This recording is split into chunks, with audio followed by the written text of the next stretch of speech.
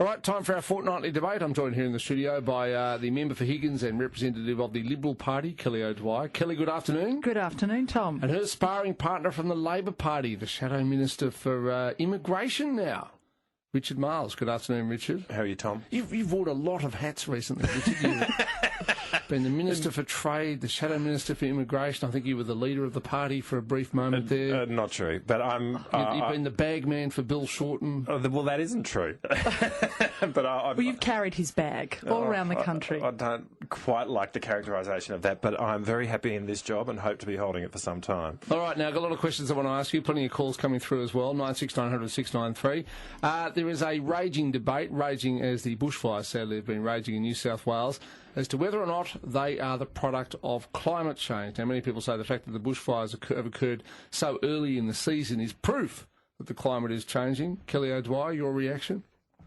Well, I think it's really sad that at a time where people are very concerned about loss of property, loss of life, that there has been the politicisation of this issue. And we saw that most recently with Adam Bandt, a member of the Greens, with his tweet trying to make a political point score out of this issue. Frankly, I think it's pretty disgusting. We all know that the climate is changing, and we've accepted that there is climate change science, and we have said as a party that we're going to do something about it. But the idea that having bushfires that have existed right throughout Australia's history is somehow an example of climate change, and to try and make that political point, I think is really, frankly, quite sad. Richard, you're a greenie at heart. Now, well, it's been very hot up in New South Wales, but it's actually been unseasonably cold, both in Canberra, I noticed, and down here in Melbourne. So it's cold in Canberra. Well, that's true, but it's -1 the other night. Yeah. I mean, shouldn't the Adam Bands of this world sort of combine the warm weather here with the cold weather in another place, and then say, well, overall, that's just weather? Yeah. Look, I agree with Kelly in this sense. I do think that we do need to show some sensitivity about when we have these debates. And right now, the biggest issue in terms of public policy around bushfires is emergency response and emergency management, and making sure that we get that right and we get through the immediacy of this issue. And making sure the Defence Force doesn't set off explosives next to the bush on total fireban days. Well, obviously exploring everything around that. But they're the issues of the moment. I think it is an important debate to have, but there is a time and place for everything, and I don't think that time and place is right now. I think I would make one point, and that is that Christiana Figueres, if I've pronounced her name right, and I've been trying to pronounce it. What's her name?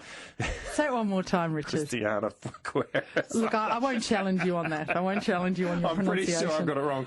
So Christiana needs to forgive me. But in any event, her original comment made it clear that this is the lady from the United Nations. Indeed, that you couldn't explicitly connect any particular weather event with climate change. She made that very clear in what she said. And it did worry me about the Prime Minister's response to her. I don't think it's quite right to be talking about her in terms of talking through her hat. I think what's right here is that there's a debate to be had. Let's just put it off for a bit. Let's get through this moment. Let's make sure that we fight these fires. We honour those who've lost their lives in these fires. Well, is that Adam Bandt? I mean, imagine if your neighbour's house was burning and you knew they were uninsured. You wouldn't stand at the front of their house while the fire was being fought. Say, I told you you should have bought some insurance. You didn't listen. No, and there's an element of that, isn't there, to this? Look, it's not sensitive. Look, I grew up in Emerald. I lived through the Ash Wednesday bushfires there. It is a really terrifying thing to live through a bushfire. And I remember sitting in my skivvy at home with my mum, who'd filled the bath up with water, who'd done all those things that you need to do when you plan for bushfires coming in and around your home.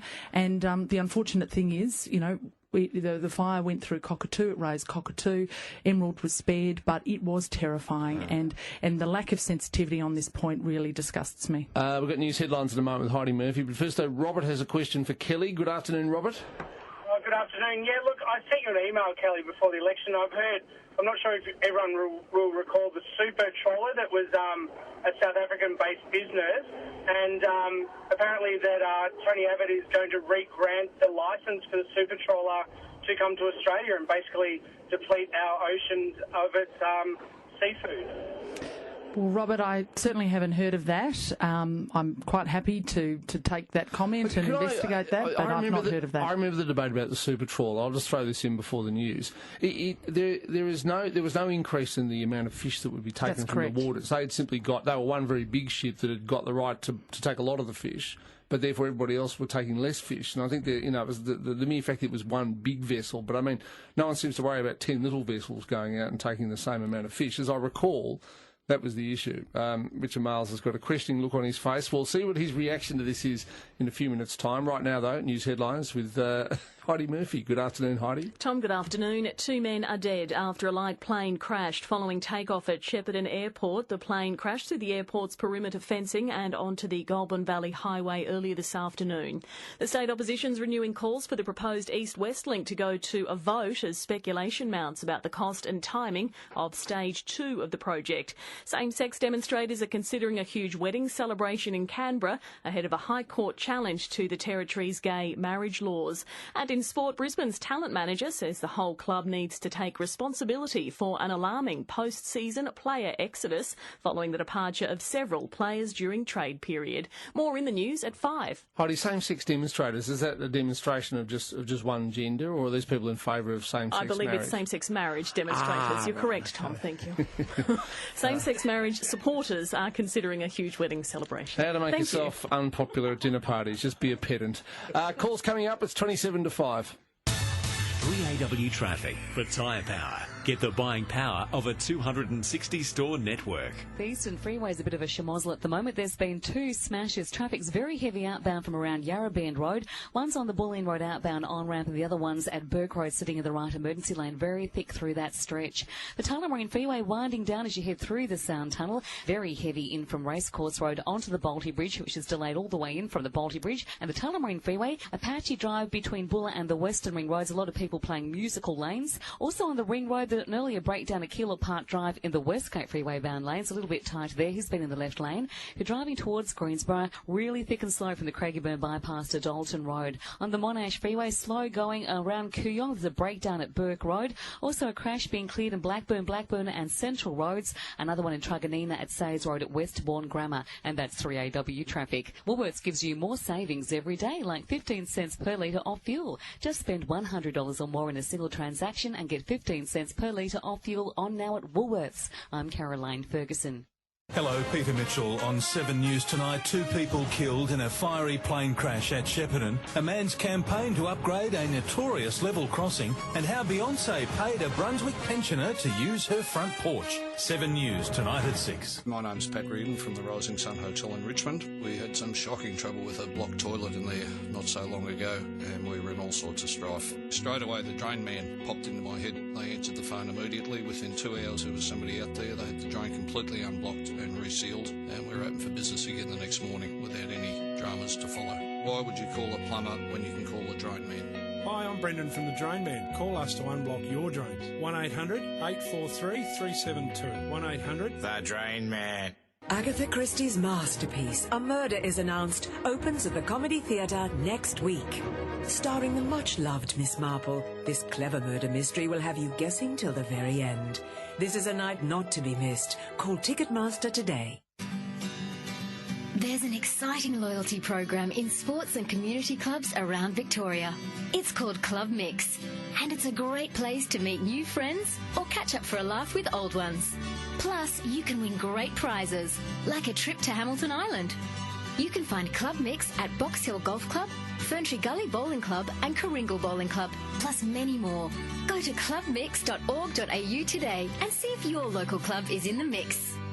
I want an apartment that's got space, something I can really live in. I don't want to buy off the plan. I want to be able to walk through the apartment and visit there this weekend. I want top end. I want breathtaking. I want wow factor. I want a view. The answer to high-end luxury apartment living? Kingston Park Apartments in Hyatt by Hallmark Developments. Top of the range, 2-bedroom plus study starts at $740,000. Perfection is only the beginning. KingstonParkApartments.com.au. Melbourne's big three Chrysler, Jeep, Dodge, Fiat and Alfa dealers, Chadstone, Brighton and Mentone, are celebrating spring with a massive 3-day spring clearance sale. This is your chance to get an amazing deal on a new Jeep, Chrysler, Dodge, Fiat or Alfa Romeo. But you better hurry. This 3-day spring clearance sale ends this Sunday at Melbourne's big three dealers. Chadstone at 1394 Princess Highway, Brighton at 771 Nepean Highway and Mentone at 205 Nepean Highway. LMCT 10987. Bonus up this weekend at Domain with huge deals in furniture. Save 20% on all outdoor furniture and dining furniture. Plus bonus Elderton wine up to the value of $680. Plus spend $19.99 or more and choose another bonus. This weekend at Domain, bonus up and save 30% on all leather lounges. And for a limited time, buy now with no deposit, 1,500 days interest free. Don't miss more in store. But hurry, bonus up at Domain ends Sunday. Terms and conditions apply. Minimum finance $1,250. Monthly repayments, fees, conditions apply. Bank of Melbourne has been voted Regional Bank of the Year 2013 by Smart Investor magazine. And they want to help you be a smart investor. Visit the Investor, a free resource centre with investment tools, property market information and seminars provided by Domain, Eureka Report and Bank of Melbourne. So before you invest your money, invest in your knowledge. Drop into the Investor next to the Bank of Melbourne's 233 Collins Street CBD branch or visit theinvestor.com.au. You're listening to Drive with Tom Elliott.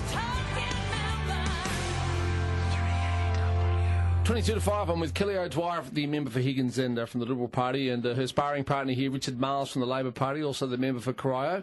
Now, Kelly, Joe Hockey and the rest of your party decided to fight the election on financial strength and say, we are the party that will do the right thing by you, the taxpayer, and so forth. And yet here we are, just a few weeks since the election. Joe Hockey's now the Treasurer, and one of his first major decisions is to increase the government's debt ceiling to $500 billion. That's $500 billion. What's going on? Well, Wayne Swan, as Treasurer, left an economic ticking time bomb, and he openly acknowledged that straight after he delivered the budget when he was asked the question, you're going to get past the gross debt ceiling of $300 billion, and he acknowledged that yes they would, but said this is going to be a problem for the next government. Now, in the August economic statement and the pre-election economic and fiscal outlook, the Treasury acknowledged the fact that the net debt, the peak debt, was going to get above $300 billion by Christmas, and in fact it was going to be upwards of $370 billion, which is the reason why... $400 billion I would have thought was probably the right debt ceiling, but 500 has really surprised a lot of people. Well, the advice that's been given is because now Treasury actually think it's going to get above $400 billion, and this is the legacy that we have been left by the Labor government, that you need to be prudent. You need a buffer of around about $60 billion. This is why we have increased it to $500 billion. We need to make sure that there is stability and certainty, and we can start repairing the economic damage that's been done by this previous Labor government. I know. No, we did have a poll in here as to whether or not you would choose to blame the Labor Party with your answer. I'm pleased to say no one bet against you. Richard, can I ask you, how long, once a party achieves government, how long can you blame the previous government? 1 year, 18 months, 2 years? It's only been a couple of weeks. We can be starting to blame this government right now, and on this decision, I mean, this is Joe Hockey. Whenever we increase the debt ceiling by $50 billion, yes, 1/4 of it, you would hear him squealing. I think his line was, if debt's the problem, why do you need more debt? This is breathtaking in its hypocrisy, don't you think? Taking it from 3 to 5 in one hit. But it's your debt. It's your debt. Well, let's go. All right. Okay. Let's stay with that idea. The debt that the your personal debt, Richard. The pre-election economic forecast said was $370 billion. Now, if there is cause to go to $500 billion, we need to know the information which backs that up. If it's our debt, the debt's $370. So why go to, as you said, go to 4? Why go to 5? Well, the best Treasury estimates say it's going to be beyond $400 billion, and they have also said that you need a buffer of around about $60 billion. That is why we have put in the debt ceiling. That is why but we have inherited a very, very different set of books that you inherited when you came to government. AAA rating. No. Well, you've given us around about $30 billion in deficits. We gave you $20 billion in surpluses, plus we had $50 billion in the bank. Yeah, it's raining gold bars. It wasn't. No. You had. If you want to compare the economic circumstances, I'm happy to do that. You had better terms of trade than we did, and higher terms of trade than we did during our years in government. So you can't make any excuses around that. No, but even then you had the highest terms of trade. So Richard, you can't pretend that somehow that this is the catch-all excuse as to why it is that you needed to raid the piggy bank, why it is you needed to raid the pockets of everyday Australians, which is what you continued to do as a government over the 6 years you were in government. All right, we'll get us some calls in a moment, but it was a controversial decision. I mean, I look closely at these financial issues, and I can tell you, if Joe Hockey came out and said we're raising the ceiling to $400 billion, I would have said, yep, that makes sense. $500 billion, I was surprised. Now, I know no one likes to go back to the bank. 96900 693. What was the $9 billion to the Reserve Bank on the back of a press release? What do you mean? That's well, he's increasing the capital reserve from $8 to $50. No. Let's not get sidetracked. I'm happy to explain this. $9 billion. Well, it's actually not compared to $500 billion. Well, no. No. Let's get some calls in a moment. But first, though, Dale, what's the word on the street? G'day, Tom. Word on the street on the Henty Highway just out of Horsham. A large truck full of sheep has rolled over. Police are on scene now. The highway will be blocked. Many of the sheep will need to be dispatched. That's the second in 3 weeks. Yeah, well, I remember there was one the other day. And just earlier in this program, Dale, we were talking about 50-odd head of cattle who died on a plane on the way to Kazakhstan. Dale, thank you very much for that. We'll check it out. And meanwhile, I'll stick you in the running for the daily prize. At the end of the program today, we'll give away a specialist model Weber Baby Q, thanks to our good friends at Woodpecker. A truckload of sheep going over. It's bad news. Bill, good afternoon. Hello, Tom. How are you? Good, thank you, Bill. Good. Carlton supporter. Good. Good man. We got Andreas Everett from the Sydney Swans today. Okay. That might be good or bad, yeah. It's not only Australia in this world, you know. The rest of the world is a global situation. The polar cap is melting. They're planting crops in Greenland they've never planted before. I'm sure if you phoned a polar bear, he would tell you that there isn't as much ice there as there was previously. Well, Bill, but I did read yesterday there's more ice in Antarctica down the other end of the planet. Polar bears down there? No, there's no polar bears, just penguins. Thank you for the comment, Bill. It is an interesting debate, though. I mean, at the same time, there's less ice in the Arctic. There's more ice in the Antarctic. I don't know if that helps tip the world over or anything. Richard, you're an expert in this. I'm not an expert in ice accumulation, but I do know that the temperature's getting hotter. Mark, good afternoon. Good afternoon. It seems that Labor have a very bad memory. They can only remember their previous... What about when John Howard came into government and the debt that they incurred, and we, the people, had to pay that back after Labor yet again left us with another debt. Quite right, I find it I'm quite incredulous with the fact that Labor only thinks short-term, and that's why our country, we have got this debt. You were left with good terms, but we had two... Prime Ministers and a Treasurer that really was just making it up as they go along. At least under Costello and Howard, they managed our economy, unlike Labor. Quite right, Mark. It was $96 billion of debt, and you're quite right to point out the fact that that's what we inherited when we came into government in 1996. So obviously what that says is that 17 years later you can still blame a previous government. Well, no, we changed the situation. No. What I'm saying is you have to look at what you inherited and then what you did with it. And you don't like doing this. Labor never likes doing this because they hate being accountable for the decisions that they themselves have made, and they hate being responsible. Just on the program yesterday, we had a caller who was not a fan of former Treasurer Wayne Swan. He described him as an FII, a fiscally inbred incompetent. Is that a bit harsh there, Richard? I think that is harsh. I'm going to work that through in my head about what a fiscally inbred incompetent means.